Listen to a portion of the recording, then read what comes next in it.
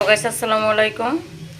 চিকেনটি ভাজা দিব, তার জন্য আদা রসুন দিয়ে দিলাম, মরিচের ফাঁকি, কাবাবের মশলা, এলাচ, দারচিনি, গোলমরিচ সব একবারে দিয়ে দিলাম।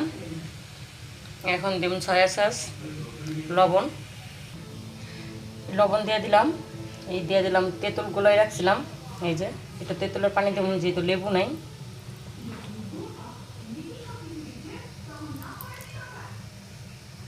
একটু তেঁতুলের পানি দিয়ে দিলাম, অল্প একটু সয়া সস দিয়ে দিলাম,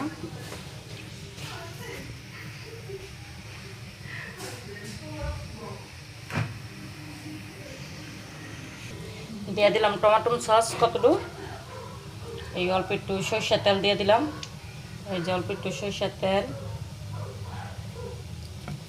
দিয়ে দিলাম। ভালো করে মিশাইয়া তারপর ভাজতে হইব।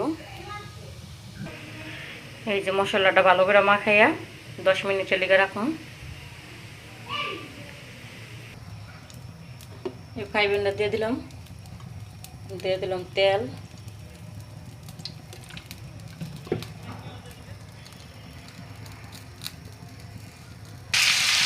দিয়ে দিলাম চিকেনগুলো,